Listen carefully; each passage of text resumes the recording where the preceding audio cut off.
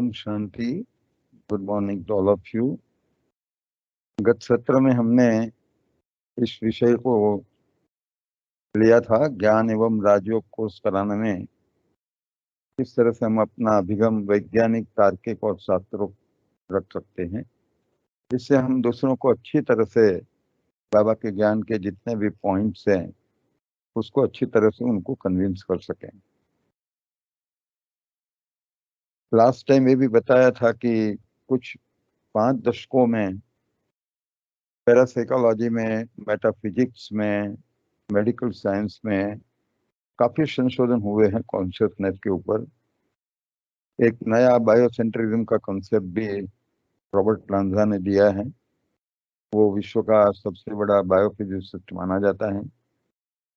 तो अभी बाबा के ज्ञान को दूसरों को कन्विंस करने में इतनी कोई विशेष कठिनाई हमें नहीं होनी चाहिए, लेकिन हमारा अप्रोच यदि इस तरह से है तो हम उनको अच्छी तरह समझा सकते हैं। आजकल आपने भी शायद कुछ वीडियो देखे होंगे कि ब्रह्मा कुमारी बाबा के ज्ञान के अगेंस्ट में भी काफी कुछ वीडियोस आज यूट्यूब के ऊपर फ्लोट हो रहे हैं और मिलियंस ऑफ पीपल उसको देख भी रहे हैं। तो उसमें भी ब्रह्मा कुमारी के ज्ञान को गलत साबित करने की वो लोग भी कोशिश कर रहे हैं।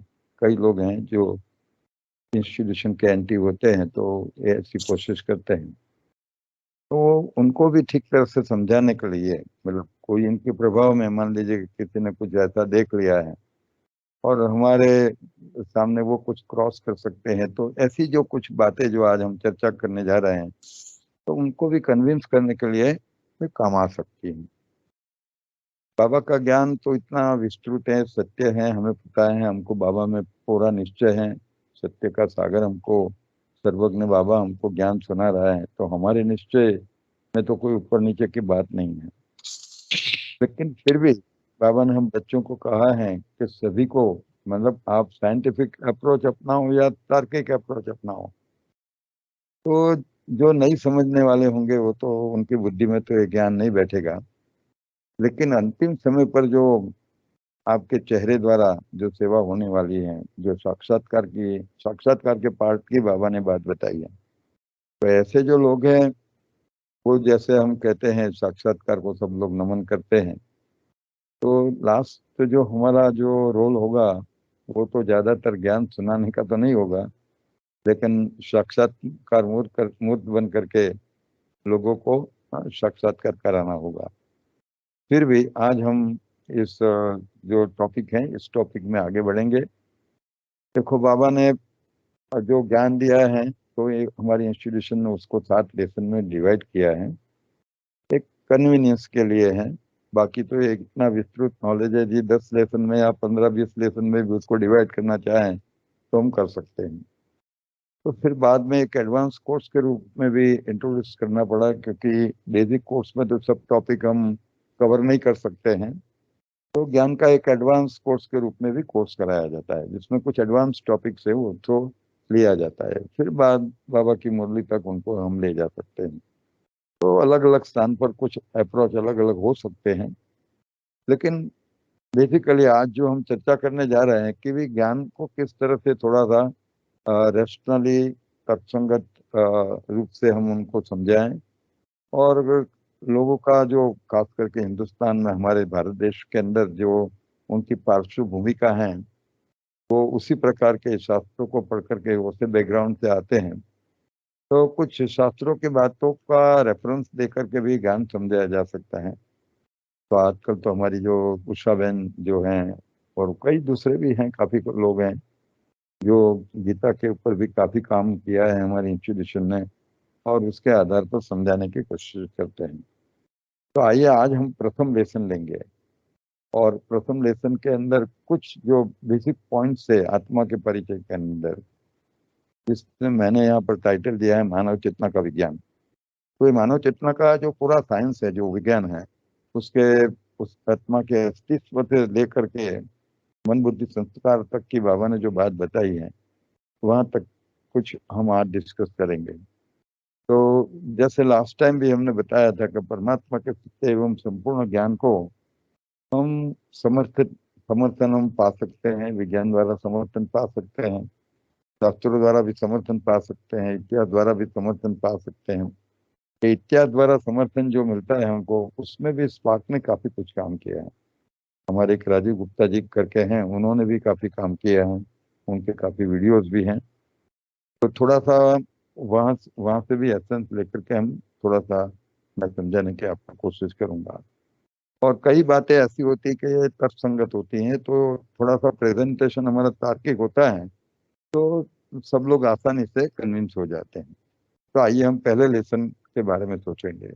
मानव चेतना का विज्ञान, आत्मा का परिचय। जैसे कि हम आत्मा का परिचय जब देने के लिए जाते हैं, तो पहले तो आत्मा का अस्तित्व की बात आती है कि आज भी जो दुनिया में नास्तिक लोग हैं, वो आत्मा के अस्तित्व में मानते ही नहीं, स्वीकारते नहीं। There is nothing like soul, soul जैसी कोई चीज नहीं है। तो आत्मा के अस्तित्व में नहीं मानने वालों के लिए किस तरह से हम उनको समझा सकते हैं या साइंटिफिक एविडेंस दे सकते हैं कि भी शरीर से भिन्न एक सत्ता शरीर में काम कर रही है, एक मेटाफिजिकल कॉन्शियसनेस है। हमारा बॉडी जो है तो फिजिकल है, लेकिन एक मेटाफिजिकल एंटिटी जो है, जिसको हम सोल कहते हैं या आत्मा कहते हैं, वो हमारे शरीर में कार्यरत हैं, और वो ही हम हैं। शरीर तो इंस्ट्रूमेंट है। तो ये बात हम दुनिया वालों को बताते, बाबा ने आकर के हमको समझाया कि तुम आत्मा हो। लेकिन लोग कैसे उसको स्वीकार करें? वो तो कहेंगे बताओ, दिखाओ, आत्मा है तो आत्मा को दिखाओ। तो आत्मा तो दिखाए तो जा नहीं सकती है, देखी भी नहीं जा सकती, दिखा भी नहीं जा सकती है। तो किस तरह से फिर हम उसको प्रूव कर सकते हैं? तो आत्मा के अस्तित्व को प्रूव करने के लिए हमारे पास ये जो मैंने कहा, पैरासाइकोलॉजी में और मेडिकल साइंस में जो बायोफिजिक्स में जो संशोधन हुए हैं, वहाँ पर अभी आत्मा के अस्तित्व के बारे में कोई संशय अभी नहीं रहा। साइंटिफिकली भी हम प्रूव कर सकते हैं। और ऐसी जो जिन्होंने शरीर छोड़ दिया है, देखो मृत्यु के बाद यदि आत्मा नहीं है तो उसका, वो व्यक्ति का अस्तित्व ही खत्म हो जाता है, वहां समाप्त हो जाता है। लेकिन डेथ के बाद भी वो व्यक्ति से संपर्क किया जा सकता है, उनसे कम्युनिकेशन भी प्रस्तावित किया जा सकता है, उनका उपयोग भी किया जा सकता है, वो आत्मा का उसी अवस्था में उपयोग भी किया जा सकता है। ये सब कुछ हो रहा है अभी। इसलिए ये जो पांच बातें जो हैं, वो हमको थोड़ा सा समझना पड़ेगा। तो ये लास्ट टाइम मैंने बताया था, क्योंकि ये जो अस्तित्व की बात थी, तो एक इलस्ट्रेशन के रूप में लास्ट टाइम मैंने उसके ऊपर थोड़ा सा आपको बताया था कि जो सबसे पहले पैरासाइकोलॉजी का जो फिनोमेना है, वो है natural recall of the past world. चर्चा मैंने की है, तो मैं आज इतना उसकी डेप्थ में चर्चा नहीं करूंगा। फिर कई लोग जो हैं, थाउजेंड्स ऑफ पीपल, एक कोई एक दो केस की बात नहीं है, थाउजेंड्स ऑफ, और अलग अलग कंट्री में। तो उसके ऊपर फिर यूनिवर्सिटी के जो रिसर्चर हैं, उन्होंने काफी उनके ऊपर संशोधन किया है। तो लास्ट टाइम मैंने इंडिया की जो हमारी इलाहाबाद यूनिवर्सिटी है, जयपुर यूनिवर्सिटी है, गुजरात यूनिवर्सिटी है, तो जहाँ पर पैरासाइकोलॉजी डिपार्टमेंट है, उसमें ये natural recall of the past birth, पूर्व जन्म की प्राकृतिक जो नेचुरल याद आ जाती हैं, कईयों को याद आ जाती हैं। अब बचपन में ज्यादातर 3 से लेकर के 4-5 साल से लेकर के 7-8 साल की उम्र में, ज्यादातर किस्से में इसी उम्र में लोगों ने अपने पास्ट बर्थ को रिकॉल किया है। फिर उसका स्टडी किया जाता है, वेरिफिकेशन किया जाता है, उसको ले लिया जाता है, वहाँ पर ले जाते हैं, जो डिस्क्रिप्शन देते हैं, तो काफी उसकी डिटेल काफी है एनालिसिस की। तो मतलब ऐसे कई किस्से हुए हैं और होते भी रहते हैं। यहाँ पर वर्जीनिया यूनिवर्सिटी में सबसे ज्यादा काम हुआ है अमेरिका के अंदर, और यूके के अंदर भी यूनिवर्सिटी ऑफ एडिनबर्ग है, वहाँ पर भी काफी काम हुआ है। तो कैम्ब्रिज यूनिवर्सिटी में काफी काम हुआ है। तो जहाँ जहाँ पैरासाइकोलॉजी डिपार्टमेंट है जो यूनिवर्सिटी में, वहाँ पर natural recall of the past के ऊपर काफी काम हुआ है। कई लोगों ने तो इतना प्रिसाइज डिस्क्रिप्शन दिया है, इतना प्रिसाइज डिस्क्रिप्शन दिया है, अपने घर के एड्रेस के साथ पूरे जितने भी रिलेटिव्स थे उसके। अभी तो वो छोटा बच्चा है, लेकिन किसी की माँ होगी, किसी का पिता होगा, तो वो सब पूरा डिटेल में डिस्क्रिप्शन देते हैं। फिर उसको ले भी जाते हैं, वहाँ पर फिजिकली वेरिफिकेशन भी होता है। तो एक है natural recall of the past work, जो प्रूव करता है कि आत्मा का अस्तित्व है, और एक एक व्यक्ति का जब मृत्यु होता है तो वो उसका बॉडीली डेथ होता है, शरीर समाप्त हो जाता है, आत्मा अपने संस्कार अपनी स्मृति के साथ वो दूसरे जन्मों में फिर दूसरा शरीर लेती है।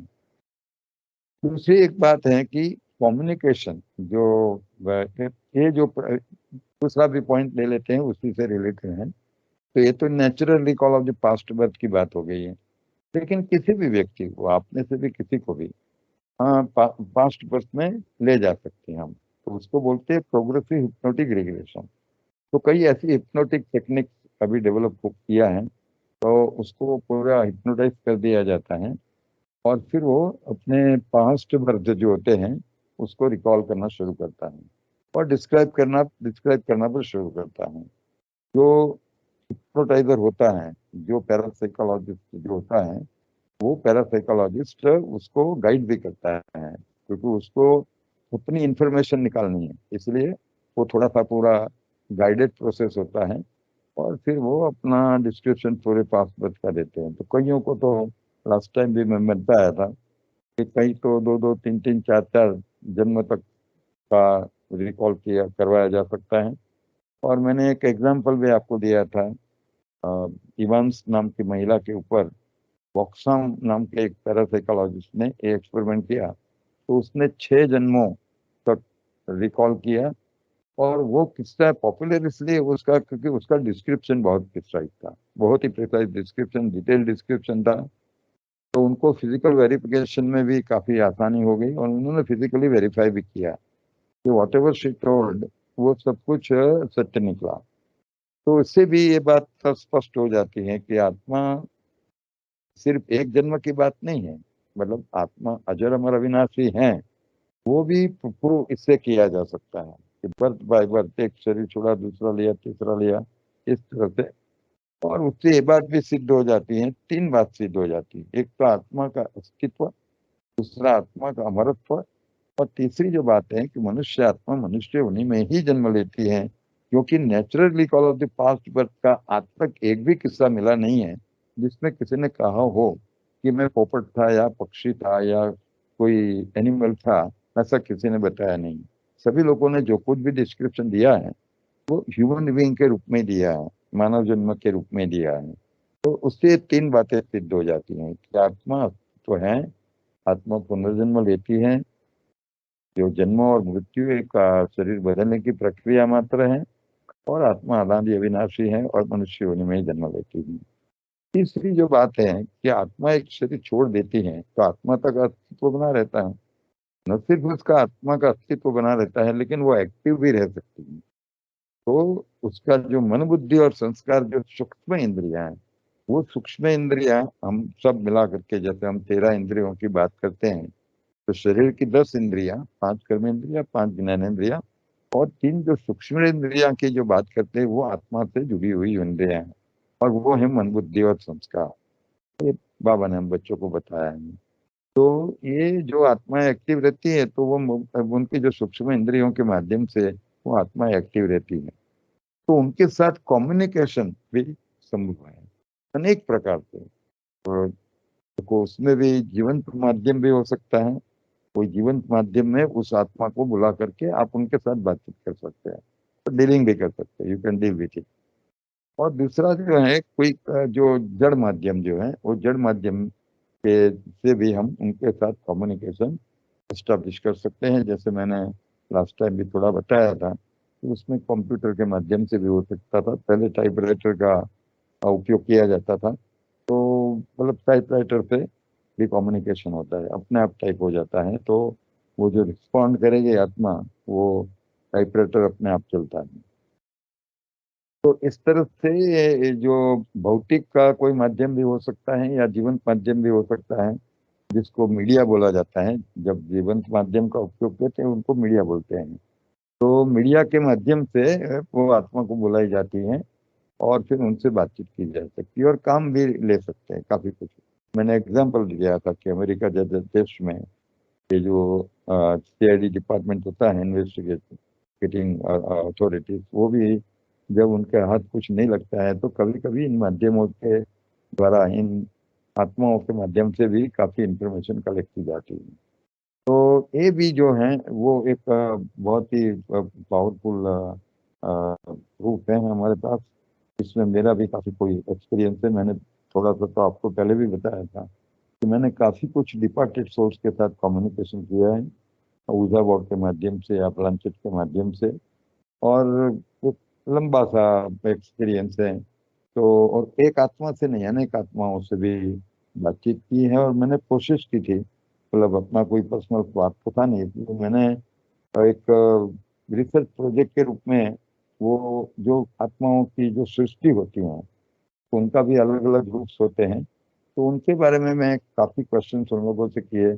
और मुझे काफी अच्छे आंसर भी मिले थे उनसे कि हम किस तरह से समय पास करते हैं, कैसे कैसे आत्माएं, कैसी कैसी आत्मा होती है, उनकी अवस्थाएं कैसी होती है, किस तरह से वो एक्टिविटी करती है, वो सब कुछ बातें उनके ही माध्यम से हमको जानने को मिली थी।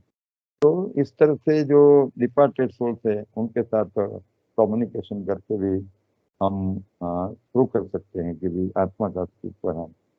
फिर ये दो जो फिनोमिना है मेडिकल साइंस में सबसे ज्यादा उसमें रिसर्च हुई। मैंने बोस्टन का, एमआईटी का भी आपको एग्जांपल दिया दिया था, क्योंकि मैसेच्यूसेट्स स्टेट यूनिवर्सिटी जो है बोस्टन की, वहाँ पर भी ये आउट ऑफ बॉडी एक्सपीरियंस और नियर डेथ एक्सपीरियंस के ऊपर काफी एक्सपेरिमेंट्स हुए हैं।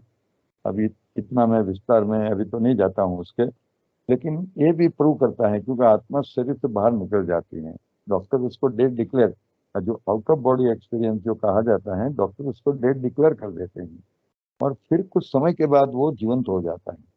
और दोनों के पीरियड के बीच का जो टाइम होता है वो आत्मा निकल करके चक्कर लगा करके फिर वापस शरीर में प्रवेश करती है और जागृत फिर वो हो जाता है।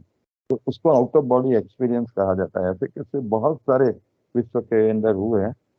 तो फिर बाद में वो आत्मा पूरा डिस्क्राइब करती है कि मेरी डेड बॉडी के साथ डॉक्टरों ने क्या किया, डॉक्टरों ने आपस में क्या बातचीत की, वो भी वो सुनता है, तो वो भी वो डिस्क्राइब करता है। फिर मैं कहाँ गया और फिर कैसे वापस आया और कैसे प्रवेश करके पूरा अपना एक्सपीरियंस सुनाता है, जिसको आउट ऑफ बॉडी एक्सपीरियंस भी कहा जाता है। ये भी एक आत्मा के अस्तित्व को प्रूव करता है। नियर डेथ एक्सपीरियंसेस भी कईयों के होते हैं कि भी जैसे ऑन द डेथ बेड उनको काफी एक्सपीरियंस होते हैं। कईयों को टनल के एक्सपीरियंसेस होते हैं। तो फिर बाद में वो लोग फिर जागृत हो जाते हैं और डिस्क्राइब करते हैं। तो ये जो कुछ तरह साइकोलॉजी के फिनोमेना है, वो फिनोमेना आत्मा के अस्तित्व को, आत्मा के अमरत्व को, टर्निटी को, और साथ साथ में मनुष्य आत्मा मनुष्य योनि में ही जन्म लेती है, उसको आसानी से हम लोगों को समझा सकते हैं। तो एक अस्तित्व के बारे में ये बात आती है। तो देखो फिर बाद में थोड़ा सा हम, मैंने कहा था कि गीता में और हमारे उपनिषद में भी, और उपनिषद और गीता के श्लोक कॉमन ही है क्योंकि यही श्लोक उपनिषद में भी है। तो दूसरे अध्याय में जनरली जो सांख्य योग नाम का जो अभ्यास है, दूसरा अभ्यास, उसमें आत्मा का ही परिचय परमात्मा वहां पर दिया हुआ है। तो कुछ 8-10 श्लोक हैं, लेकिन उसमें से मुख्य रूप से जो 4 श्लोक हैं महत्वपूर्ण है। उसको यदि हम याद करते हैं या उसको कोट किया जा सकता है कि देखो गीता के अंदर भी आत्मा के बारे में क्या लिखा है। तो आत्मा के अस्तित्व के बारे में जैसे कि न जायते म्रियते वा कदाचिन, नायम भूत्वा न भविता न भूय अजो नित्य शाश्वतम पुराणो न हन्यते हन्य माने शरीर। मतलब आत्मा न जन्म लेती है, न मरती है। ये आत्मा पहले नहीं थी और भविष्य में नहीं होगी, ऐसा भी नहीं है। ये जन्म और मृत्यु के रहित हैं, जन्म मृत्यु से रहित है, शाश्वत है और प्राचीन भी है, सनातन है। शरीर के बनने से आत्मा नहीं मरती। तो ये श्लोक में बताया है। फिर जो शरीर है उसकी तुलना वस्त्र के साथ की जाती है। फिर जन्म और मृत्यु के बारे में बताया जाए, वो शरीर बदलने की प्रक्रिया मात्र है। वासांसी जन्नानि यथा विहाय नवानि गृह्णाति नरोपराणि तथा शरीराणि विराय जीर्णा अनन्यानि संयाति नवानि देवी।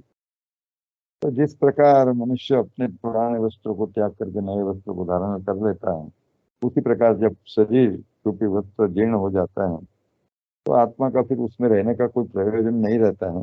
वो उसको छोड़ देता है और फिर नया शरीर धारण करता है। ये भी कुछ श्लोक, नैनम छिन्दन्ति शस्त्राणि, ये तो सब वो सबने सुना होगा।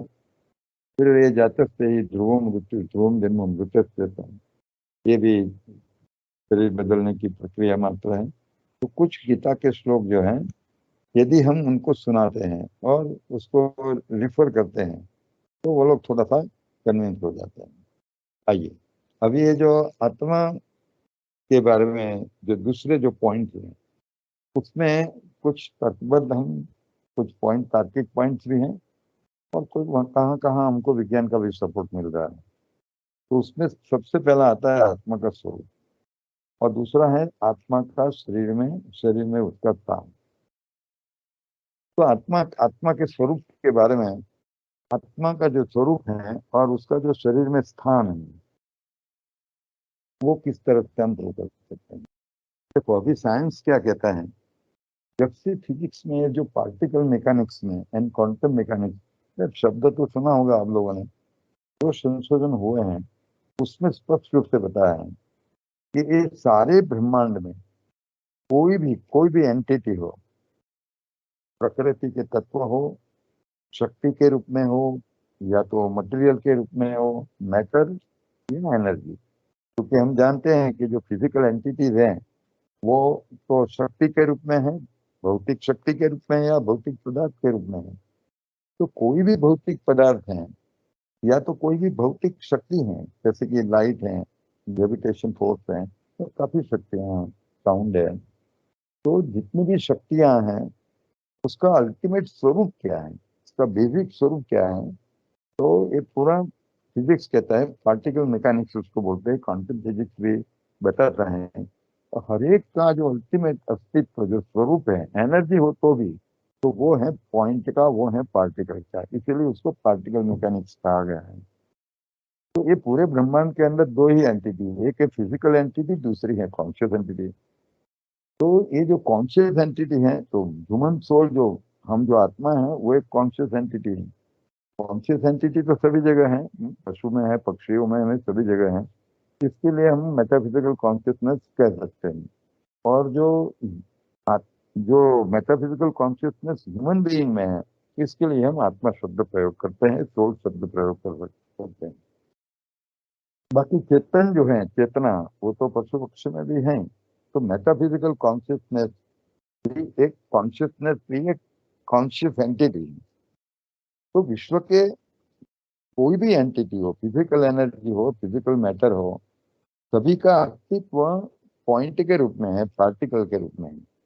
तो यहाँ पर भी जो कॉन्शियसनेस है, कॉन्शियसनेस का अस्तित्व भी वो पार्टिकल के रूप में ही होना चाहिए, पार्टिकल के रूप में ही है। देखो, उन्होंने तो जो लास्ट पार्टिकल का संशोधन हुआ, स्विट्जरलैंड की जो सरन लेबोरेटरी है, सरन लेबोरेटरी में जो लास्ट जो एक्सपेरिमेंट हुआ, उसमें उन्होंने बोसोन पार्टिकल, जिसका नाम दिया है गॉड पार्टिकल, उन्होंने कहा है कि ये अल्टीमेट पार्टिकल है, गॉड पार्टिकल नाम दिया है। तो कोई भी फिजिकल मैटर या फिजिकल एनर्जी है, उसका अस्तित्व पॉइंट के रूप में है, पार्टिकल के रूप में है। इसीलिए आप देखो कि लाइट है तो उसके लिए फोटोन है, ग्रेविटेशनल फोर्स के लिए ग्रेविटोन शब्द, ग्रेविटोन पार्टिकल है, पॉइंट है। तो इसी तरह से जो कॉन्शियस एंटिटी है, हर इंडिविजुअल हर इंडिविजुअल कॉन्शियसनेस का जो स्वरूप है, वो पॉइंट या पार्टिकल से अतिरिक्त कुछ नहीं हो सकता है। तो ये भी साइंस ने भी स्वीकार किया है। दूसरी बात कि ये जो आत्मा है वो एक मेटाफिजिकल शब्द यूज करते हैं, पार भौतिक है। तो पहले तो वो भौतिक पदार्थ है ही नहीं, न भौतिक शक्ति है, न भौतिक पदार्थ है, neither it is physical matter nor it is physical energy, है ही नहीं। तो फिर उसको परिमाण नहीं हो सकते हैं। परिमाण किसको हो सकते हैं, जो फिजिकल चीज होती है उसी को ही परिमाण हो सकता है। तो अस्तित्व है, कोई चीज है, कोई एंटिटी है, लेकिन वो भौतिक नहीं है, तो फिर उसको परिमाण नहीं हो सकता है। तो परिमाण नहीं है, ऐसी एंटिटी का स्वरूप क्या हो सकता है। तो वहां पर भी साइंस कहता है कि it cannot be other than A point. देखो, कोई सॉलिड होता है, कोई पदार्थ होगा, तो उसकी लेंथ होगी, उसकी विड्थ होगी, उसकी हाइट होगी। लेकिन इज देयर एनी शेप और is there any geometrical parameter, कि जो ज्योमेट्रिकल पैरामीटर का अस्तित्व भी है, उसको विजुलाइज भी किया जा सकता है, लेकिन उसको परिमाण नहीं। तो यस, कोई भी बच्चे को पूछेंगे तो भी वो बता देगा यस पॉइंट, ज्योमेट्री जैसे पॉइंट, लाइन, फिर प्लेन और सॉलिड, इस तरह से हम कैटेगराइज करते हैं ज्योमेट्री के अंदर। तो ये भी एक आर्गुमेंट है कि neither it is a physical matter nor it is a physical energy, it cannot have a dimension, and any dimensionless entity will have a shape of a point. It's a point. Dimensionless entity is a point. तो इस तरह से भी आत्मा के स्वरूप के बारे में हम बता सकते हैं। फिर जो नॉर्मली अभी जो कोर्स कराने के समय हम जो बताते हैं, वो बताते हैं कि जिन्होंने आत्मा का साक्षात्कार कर लिया, ये हमारा कॉमन आर्ग्यूमेंट है जो आप सब लोग उसका यूज करते हैं। कि हमारे ऋषि मुनियों जो हैं, और ऋषि मुनियों ने भी जब साधना के द्वारा जो आत्मा का साक्षात्कार किया, तो भी प्रकाश बिंदु के रूप में किया है, एक ट्विंकलिंग स्टार के रूप में किया है, वो हम लोगों को बताते हैं बिना व्यक्तिगत जो ऋषि मुनियों का एक्सपीरियंस है। और साथ साथ में हम कभी कभी जो कुंडलिनी योग की भी हम एग्जांपल देते हैं कि कुंडलिनी योग एक साधना की विधि है हमारे भारतीय संस्कृति का जो योग का विज्ञान है। तो उसमें एक कुंडलिनी योग भी है जिसमें 7 चक्र सिद्ध करने होते हैं। तो उसमें भी जो जिन्होंने भी आज्ञा चक्र सिद्ध किया और उन्होंने जिन्होंने आत्मा का साक्षात्कार किया, तो वो भी एक पॉइंट ऑफ लाइट के रूप में किया है। हाँ, यह भी ये जो शरीर में उसका जो स्थान है, ये जो पॉइंट है, क्योंकि ये बहुत ही कॉन्ट्रोवर्शियल पॉइंट है। लोग सहज रूप से स्वीकार कर लेते हैं और हमें आगे बढ़े जाते हैं, वो बात अलग है। लेकिन फिर भी ये शरीर में जो उसका स्थान जो है, वो साइंटिफिकली भी अभी मोर और लेस हम कह सकते हो वो हमको प्रूफ मिल गई है। मेडिकल साइंस की दृष्टि से देखा जाए तो आत्मा जो आत्मा के लिए शरीर एक इंस्ट्रूमेंट है तो कर्म करने के लिए। और आत्मा का जो मैनिफेस्टेशन होता है कि रंगमंच के ऊपर विश्व नाटक के अंदर, वो शरीर के माध्यम से ही होता है। और शरीर में कई इंद्रियां हैं, तो उसके माध्यम से आत्मा डील करती हैं दूसरी आत्माओं के साथ। तो ये जो पूरा जो इंस्ट्रूमेंट हमारा जो है शरीर जो है, वो एक प्रणाली है। और ये प्रणाली का जो नियामक है वो आत्मा है। उसका जो कर्ता भी कह सकते हैं, नियामक भी कह सकते हैं, तो वो आत्मा है। तो शरीर में वो आत्मा जो प्रकाश बिंदु के रूप में है, कहाँ बैठ करके वो पूरे शरीर का नियंत्रण करेगी। तो उसके लिए मनो ये जो मेडिकल साइंस क्या कहता है कि वो आत्मा यदि ड्राइवर है, तो उसको ड्राइवर सीट पे बैठना पड़ेगा। तो शरीर की ड्राइवर सीट कौन सी है? कई बार हम भी लोग शरीर को गाड़ी के रूप में बताते हैं, कार के रूप में। हमारे आत्मा के पिक्चर में ही हमने उसको कार के रूप में बताया है और आत्मा को ड्राइवर के रूप में बताया है। तो आत्मा ड्राइवर के रूप में यदि कार्यरत है, तो ड्राइवर सीट कहाँ पर है शरीर के अंदर? तो ड्राइवर सीट माना क्या? ड्राइवर सीट माना जो पूरा जो एक शरीर जो है, एक प्रणाली है, एक सिस्टम है, उसके कंट्रोल टर्मिनल जहाँ पर एकत्रित किया है, उसको हम कंट्रोल टर्मिनल बोलेंगे, वही ड्राइवर सीट होगी। तो हमारे शरीर के अंदर इतनी सारी प्रणाली, हमको इतने विस्तार में तो जाने की जरूरत नहीं है, और इतना जरूरत भी नहीं, कई लोग तो समझ भी नहीं पाएंगे। इसलिए हम इतना कह सकते हैं उनको कि हमारे शरीर के अंदर बहुत सारी प्रणालियां कार्यरत हैं। और कुछ प्रणालियों का नाम भी आप बता सकते हैं, जैसे सर्कुलेटरी सिस्टम है, या डाइजेस्टिव सिस्टम है, या एक्सक्रीटरी सिस्टम है, रेस्पिरेटरी सिस्टम, 2-4 सिस्टम का हम नाम बता सकते हैं। और हमारे शरीर में कई अंग उपांग हैं, और कई voluntary and involuntary functions are being continuously carried out in our physical body. तो थोड़ा सा हम बता सकते हैं। तो ये जो जितनी प्रणालियां हैं, उनका नियंत्रण कहाँ से होता है? तो उसके लिए हम बता सकते हैं कि भाई हमारे शरीर के अंदर एसेंशियली 3 प्रणालियां हैं। एक तो सिक्योरिटी के लिए है, सेफ्टी के लिए है, जिसको हम इम्यून सिस्टम बोलते हैं। और बाकी की तो जो कंट्रोल के लिए जो सिस्टम है, वो है एंडोक्राइन और सेंट्रल नर्वस सिस्टम। थोड़ा सा बताना है। अब इतना तो सब लोग स्कूल में पढ़ते भी हैं कि हमारे शरीर में एक अंतःशरीर ग्रंथि की प्रणाली है, इसमें करीब 7-8 ग्लैंड्स हैं। और वो ग्लैंड्स में से काफी हॉर्मोन्स का सिक्रेशन होता है। से कोई बताने की जरूरत नहीं। और हमारे कई फंक्शन जो हैं इन हॉर्मोन्स के द्वारा नियंत्रित होते हैं। ठीक है। और ये जो एंडोक्राइन सिस्टम है उसका अल्टीमेट नियंत्रण जो है वो किंग ग्लैंड जो है, जिसको पिट्यूटरी ग्लैंड बोला जाता है, वो पिट्यूटरी ग्लैंड के द्वारा एंडोक्राइन सिस्टम का नियंत्रण होता है। पिट्यूटरी ग्लैंड में से जितने भी हार्मोन्स का सिक्रेशन होता है वो ज्यादातर स्टिमुलेटिंग हार्मोन्स होते हैं।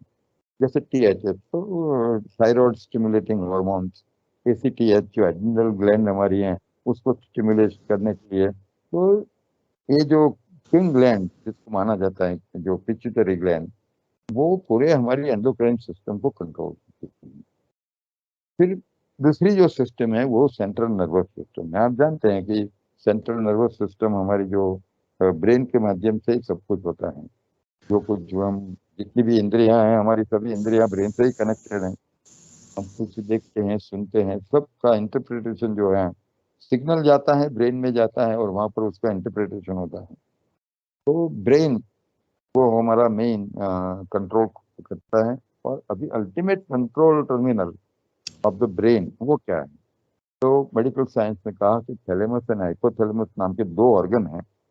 हाँ, थोड़ा सा नाम आप याद रखेंगे तो लोगों को थोड़ा प्रभावित भी कर पाएंगे, और मतलब ये भी साइंटिफिक है। तो thalamus and hypothalamus are the two organs जो हमारे ब्रेन का अल्टीमेट कंट्रोल ये थैलेमस एंड हाइपोथैलेमस के पास है। अब देखिए एनाटॉमिकली अब देखा जाए तो इतना वंडरफुल है कि ये जो पिट्यूटरी ग्लैंड है, थैलेमस है और हाइपोथैलेमस है, ये तीनों जो ऑर्गन है वो एक दूसरे के साथ जुटे हुए हैं, सटे हुए हैं। और ये तीनों ऑर्गन जो हैं वो बिल्कुल सेंटर ऑफ द ब्रेन में। हम जानते हैं कि there are two lobes of the brain और बीच में एक क्लीवेज है। और बिल्कुल सेंटर ऑफ द फोरब्रेन जहाँ पर हम टीका करते हैं, जहाँ पर हमने आज्ञा चक्र को बताया है, उसके पीछे की साइड करीब 1.5 इंच, एक 1.5 पीछे, ये तीनों ऑर्गन का लोकेशन है। ये तीनों ऑर्गन एक साथ एक दूसरे के साथ। और कई हमारी जो इमोशनल के कई चीजें हैं, इसको हमारी पिनियल ग्लैंड से भी एक कनेक्शन है। एक पिनियल भी एंडोक्राइन ग्लैंड ही है।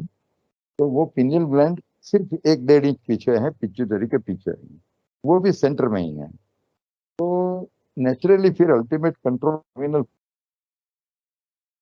होता है centre of the brain, thalamus, hypothalamus, pituitary gland and pineal gland के आसपास में बड़ी।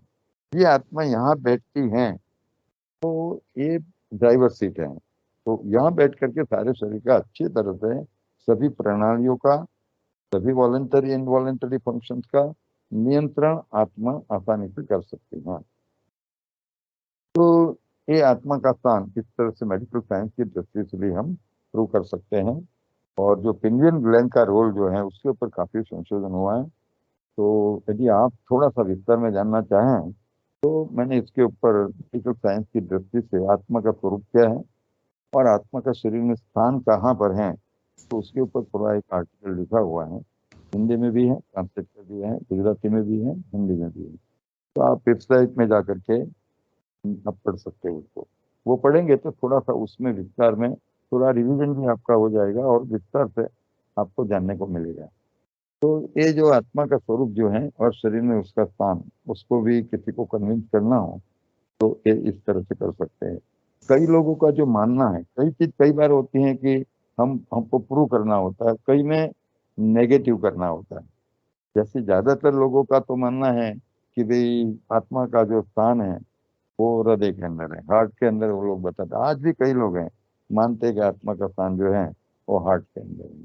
तो उसको अभी नेगेटिव करना आसान सा हो चुका है साइंस के आधार पर भी, कि जो ओपन हार्ट सर्जरी है, तो जो आर्टिफिशियल हार्ट लंग मशीन के साथ पेशेंट को कनेक्ट कर दिया जाता है, पूरा का पूरा हार्ट शरीर के बाहर निकाल दिया जाता है, और फिर उसको जो करना होता है, रिपेयरिंग करना होता है, कुछ वाल्व का ऑपरेशन होता है वगैरह, तो ओपन हार्ट सर्जरी होती है। तो फिर उसको फिट कर दिया जाता है। तो यदि आत्मा का स्थान हार्ट के अंदर है तो वो बिल्कुल डेड हो जाना चाहिए। इससे भी हम थोड़ा सा, कोई बहुत क्रॉस करता है हमको, और सामने से जा करके सब बताने की कोई जरूरत नहीं है, लेकिन कोई क्रॉस करता है और हमको उनको कन्विंस करना है कि भाई आत्मा का स्थान हृदय में नहीं है, तो ये एक साइंटिफिक एविडेंस हमारे पास है कि आत्मा का स्थान हार्ट के अंदर नहीं हो सकता है। दूसरा जो एक पॉइंट है, जड़ तत्व के संदर्भ में आत्मा को चेतन क्यों कहा जाता है, तो ये भी थोड़ा सा हमारा जो लॉजिकल अप्रोच होगा, साइंटिफिक अप्रोच होगा, तो अच्छी तरह से हम मन बुद्धि संस्कार को भी उनको समझा पाएंगे। जनरली हम क्या करते हैं कि आत्मा एक मन बुद्धि और संस्कार सहित है, तो मन के बारे में थोड़ा सा बता देते हैं कि संकल्प करने की शक्ति को मन कहा जाता है, निर्णय करने की शक्ति को बुद्धि कहा जाता है, और फिर जो संस्कार भी एक तीसरी इंद्रिय के रूप में हम उनको बताते हैं। शॉर्ट में सब कुछ बता देते हैं। लेकिन ये जो आत्मा की जो चेतन कहा जाता है, ये चेतनता का आधार जड़ के संदर्भ में उसको चेतन क्यों कहा, क्योंकि जड़, जो जड़ तत्व है, वो जड़ तत्व में जो नहीं है, कई ऐसी चीज हैं, कई ऐसी विशेषताएं, कई ऐसी शक्तियां हैं जो जड़ में है ही नहीं, और ये चेतन जो तत्व है, चेतना है, उसमें है। इसलिए उसको जड़ के संदर्भ में चेतन कहा जाता है। तो ये हम बता सकते हैं कि कई ऐसी विशेषताएं, कई ऐसी शक्तियां इस आत्मा के अंदर हैं जो जड़ के अंदर नहीं है, तो इसीलिए उसको चेतन कहा जाता है। और इसी संदर्भ में फिर कौन सी विशेषता है, कौन सी शक्तियां हैं, तो जैसे ये चेतन शक्ति जो आत्मा है, वो सोच सकती है, उसके पास सोचने की क्षमता है। फिर वो विजुलाइज भी कर सकती हैं, इमेजिनेशन जिसको हम बोल सकते हैं। सिर्फ सोचना नहीं, शब्दों में सोचना इतना ही नहीं कर सकती, लेकिन वो विजुलाइज भी कर सकती हैं। कहाँ कहाँ विजुलाइज, क्या क्या विजुलाइज कर सकती हैं। साथ में फिर वो इच्छा कर सकती हैं, कई प्रकार की इच्छाएं होती हैं। जैसे एक जड़ तत्व का एग्जाम्पल हम ले, तो जड़ तत्व के पास कोई इच्छा ही नहीं है।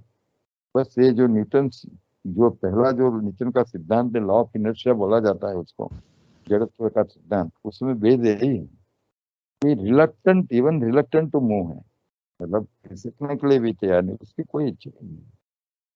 तो हर आत्मा अनेक प्रकार की इच्छा करते हैं। तो ये तीन मूल जो शक्तियां हैं, बेसिकली ये तीन शक्तियां, एक तो संकल्प करने की शक्ति, कल्पना करने की शक्ति, और इच्छा करने की शक्ति, ये जो तीन शक्तियां हैं वो कॉन्शियसनेस की हैं।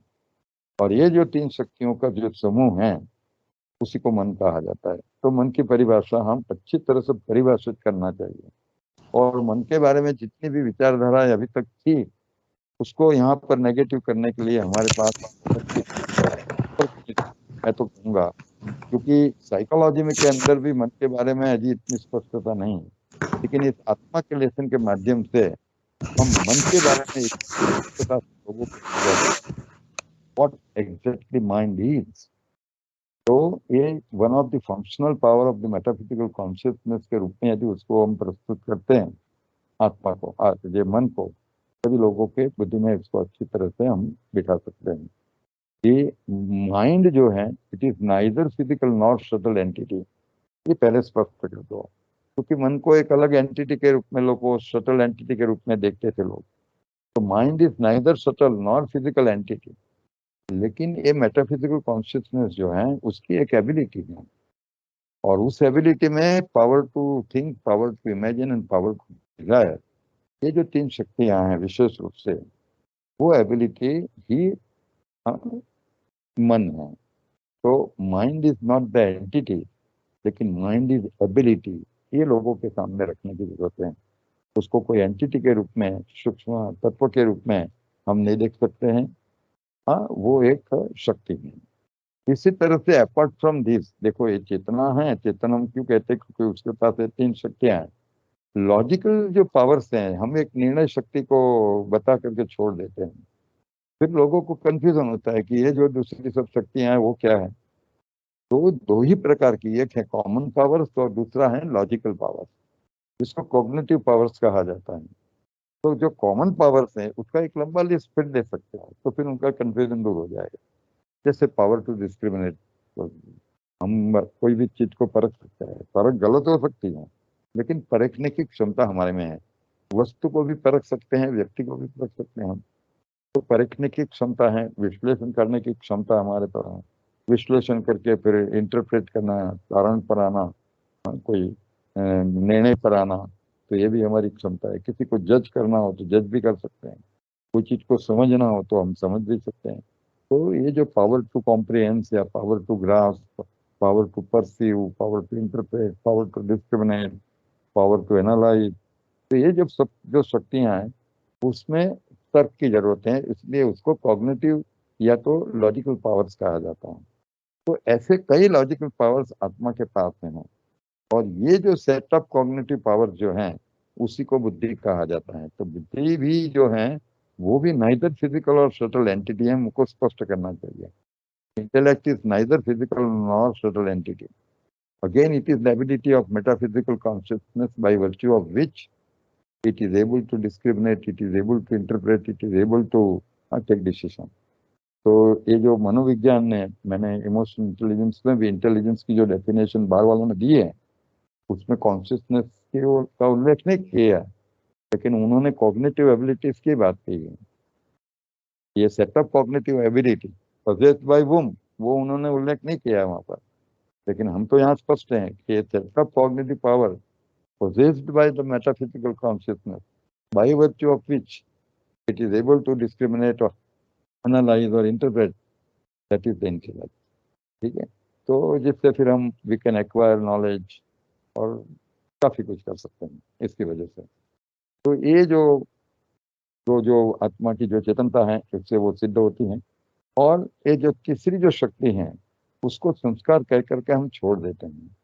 मैं समझता हूँ कि ये जो तीसरी जो एबिलिटी है उसी का ही विस्तार करने की जरूरत है।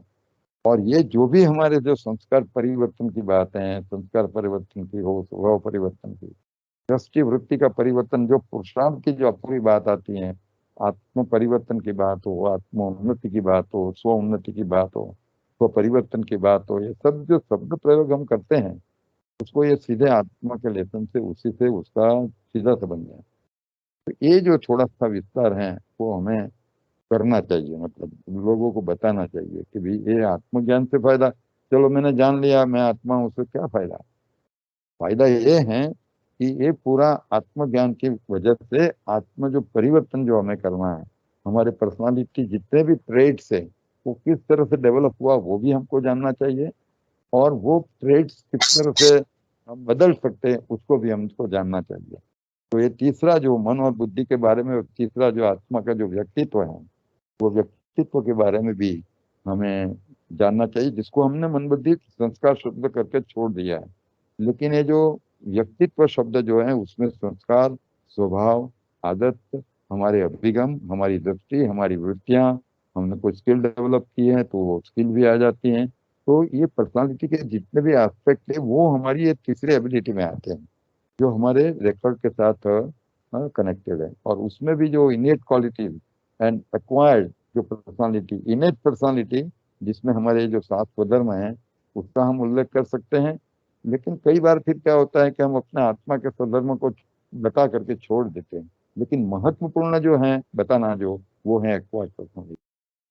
और वो एक्वायर्ड पर्सनालिटी जो परिवर्तनशील है उसमें हमारा डिजनरेशन कौन से मैकेनिक, क्या मैकेनिज्म था कि जिससे हमारा, जो बाबा ने पूरा हमको बताया है डिजनरेशन कैसे होता है और किस तरह से और किस सिद्धांत के आधार पर हम रिजनरेशन भी कर सकते हैं। तो ये पूरा जो डिजनरेशन एंड रीजनरेशन है उसको सीधी हमारी एक्वायर्ड पर्सनालिटी के परिवर्तन के साथ उसका कनेक्शन है। और अल्टीमेटली साइकोलॉजी के ऊपर थोड़ा जाते हैं तो यहाँ ही प्रोग्रामिंग ऑफ सबकॉन्शियस माइंड आता है।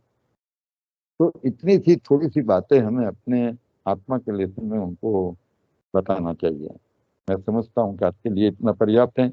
और मैं खुद अभी चाहता हूँ कि आप मतलब आपने कईयों ने कोर्स कराया भी होगा, आपको कोई कठिनाई उसमें आई है, किसी ने कुछ क्रॉस किया है तो यहाँ पर उसके ऊपर डिस्कशन किया जा सकता है, मैं प्रयास करूंगा।